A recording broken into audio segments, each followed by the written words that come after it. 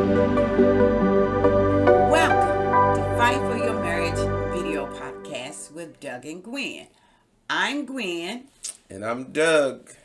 Now, before we get started with our topic today, if you have not subscribed to our channel, please subscribe, hit the like button, and share with others. Now, before I forget, a perfect marriage is just two imperfect people who refuse to give up on each other. Amen? That's right. Now, today's topic is what to do when your spouse is unfaithful. Wow. What to do when your spouse is unfaithful. Amen. Now, everyone in every relationship is somewhat different. The particulars of your relationships need to be considered carefully. Amen. When it comes to what to do if your spouse is unfaithful. What to do. But the reality is, if your spouse is unfaithful, right, your partner broke your trust. One of the worst things that could happen in a marriage, that's right, is that someone break trust. They made a decision, and I want to emphasize that they made a decision. That's right. To betray you. That's right. And oftentimes that decision is made, and then the offending spouse will act like they made a mistake. Yeah. You know.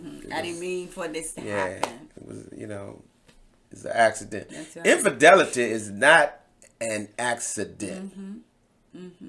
It wasn't a mistake that can be excused by, I made a mistake. You can't excuse that. Yeah, you can't excuse that. That's right. You can't get out with that. Amen.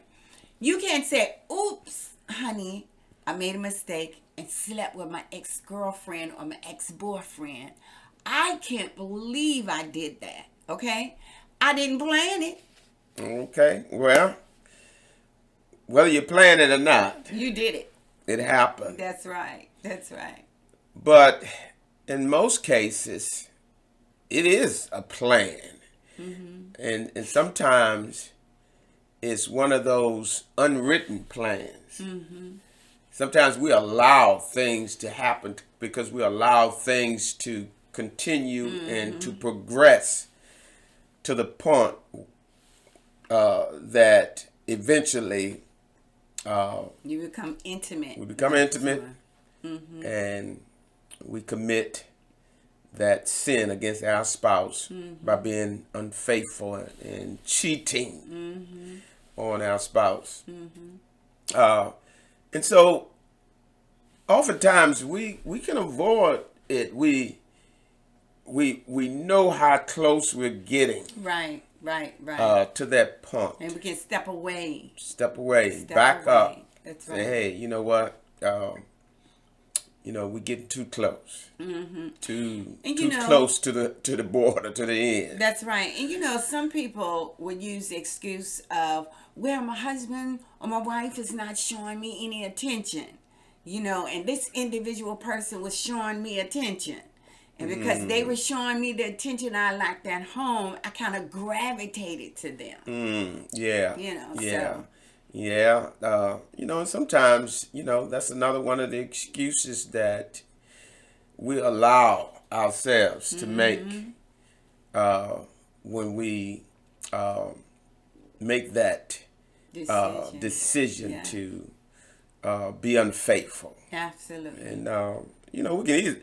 The thing about an excuse, we can always find one. That's right. If we're looking for one, we can always find one. In our excuse bag. Easily. Okay, it has happened. Infidelity.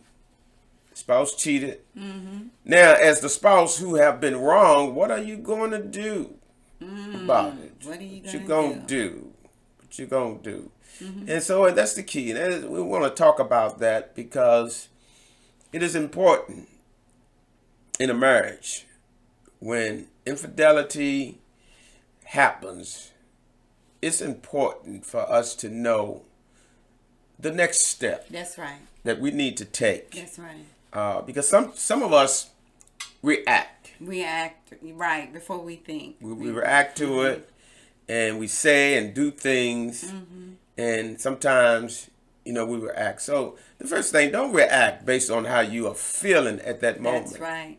That's right. You're hurt, angry, feeling betrayed, and it's normal to feel like that.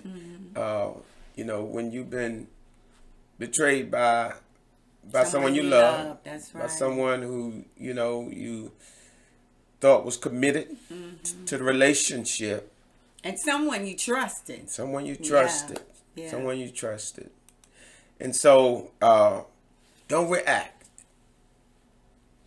Step away from the situation. Away. Gather yourself, rather calm yourself down, gather your thoughts, think about how try to process it. And then pray about it. Make sure you pray about it and ask God for wisdom and direction. Amen. That's the key. Because if you don't step away from the situation, your reaction may be one that could hurt both of you. It could hurt the relationship and make it even worse. Definitely. Yeah. And once again, say something that you can't take back. Absolutely. And do something that can't be reversed. That's right. And so, definitely step away from that situation. Gather yourself. Pray about it. Ask God for wisdom and allow calm God. yourself down. Yeah, make sure that you're calm. Yeah, definitely. And after you've gathered yourself, go back, talk to your spouse. Now, I'm not putting a time on how long it should take you. That's right. To gather yourself and get to the place where you're ready to talk to your spouse about the infidelity. But eventually, you need to do that. Amen. Find out what, why, and what now. Listen to what your spouse have to say and whether or not they are sorry about what they did. Because some people are just sorry because they got caught. They're not sorry about the infidelity, the action. Right. They're not sorry about that. They're not sorry. Amen. And so the first thing you want to know is where that spouse is as far as their thoughts and their being really sorry about what they did.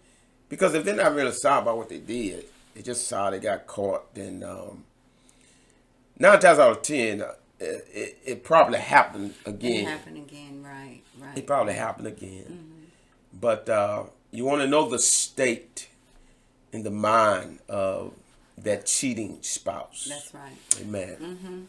Remember, forgiveness lies in the heart of everyone who walks in love. If you love your spouse, you should be willing to forgive. Now, I know a lot of people say, you're going to forgive him for what he did. But if you truly, truly love them, love will help you be able to forgive them. Definitely. If you decide that, okay, I'm going to fight for my marriage, I'm going to make this thing work, you have to forgive. And the problem that some couples run into is something like that happens, and the hurting of a wronged spouse decides that they're going to stay in the marriage and try to work through it, but they never forgive. They never forgive. They never forgive, they never forget, and that's a recipe for disaster going down the road. If you choose to forgive and continue to work on your marriage, sit down and discuss with your spouse the plans going forward. In other words, there should be a plan going forward. That's on, right. okay, what we going to do to make sure that this don't happen again. That's right. And what are you going to do as the spouse who brought the offense to make sure that this doesn't happen? That's right. And to make sure that I'm able to trust you again. Exactly. You know. Exactly. And as a spouse that has been wrong, what are you going to do going forward to support that? You know, whatever caused this in the first place will never take place again. Both spouses going to have to play a part in making sure that there's reconciliation and healing Absolutely. after this infidelity. That's right. And and something else I want to say, and to encourage both individuals, is that you have to be mindful of who you're listening to. Because Exactly. some people can speak negative. All child, especially women, and don't get angry for me saying this, but I'm a woman, so I know. Oh, child, I wouldn't stay with him. He had an affair, and you don't know if he's going to do it again. No. Make sure you find someone that's going to encourage you, maybe help That's right. you in showing your husband forgiveness or showing your wife forgiveness. It could be either partner that was the one that performed the infidelity. But make sure that you get with the right people who's going to help you make your marriage better. Exactly. And, make sure you know what need to take place to get past what happened. That's right. And you have to strive to get past it. And especially if you're the spouse who's been wrong, you got to get past it emotionally. That's You can't continue to think about what happened, and you can't continue to be suspicious of your spouse. Amen. You're gonna have to heal. There has to be some healing within your heart and your mind, and even you trying to develop trust once again, and both of you will play a part in trying to mend what was broken. Absolutely. If you choose to forgive, you cannot constantly throw it up in your spouse's face, okay? Okay. They did it, it's done, and don't do it again. Don't say it, don't keep, if they go to the store or if they go to the department store, where were you? I knew you probably was with that chick again or that man again. Yeah. Amen? Yeah.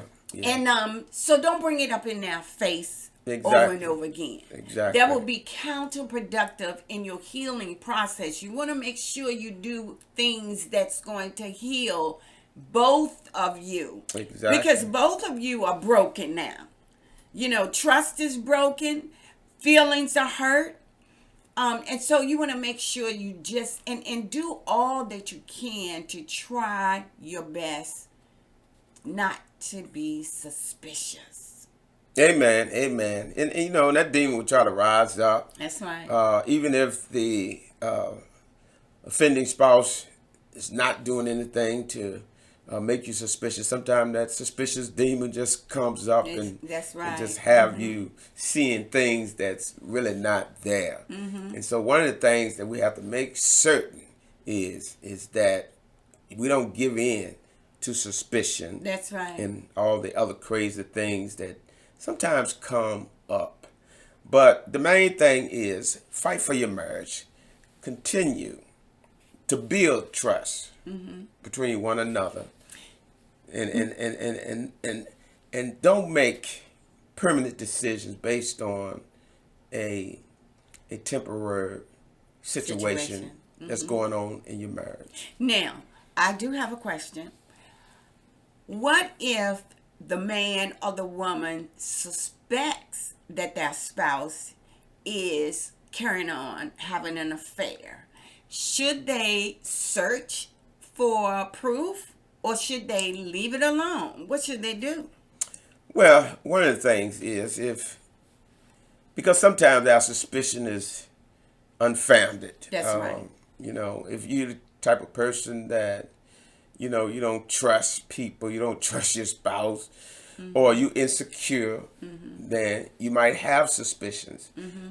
Sometimes the suspicions, is based It's on warranted. actual things that your spouse is doing. But the main thing, if you are suspicious, you want to talk to your spouse. That's right. And let them know how you feeling. And if it don't solve anything, you might want to get counseling based on your suspicion. That's right. And try to sort out what's going on, because it's an uncomfortable place to be if you're suspicious of your spouse cheating on you. You don't want to be in that place. That's right. So you want to deal with it. You don't want to just harbor it and not deal with it, because it'll begin to eat at you. That's right. And it'll turn you into something that you're not. And don't go looking for something if you're not ready to deal with it, especially because I've known people who call themselves a snoop, and they found some information they couldn't even deal with it. They found out their spouse was cheating. They couldn't deal with it. It was just too much for them. So, amen. Fight for your marriage, regardless of what the battle is. That's right. And trust in God to work out every things situation. out for good. Work out whatever you're going through. That's right. For your good. And we thank you once again. Any questions that you want to pose to us, please leave it in the comment section. And we thank you once again for tuning in to Fight for Your Marriage podcast. God bless you. And remember, the perfect marriage is what? A perfect marriage is just two imperfect people who refuse to give up on each other. Don't give up on each other. Fight for each other. Amen. Love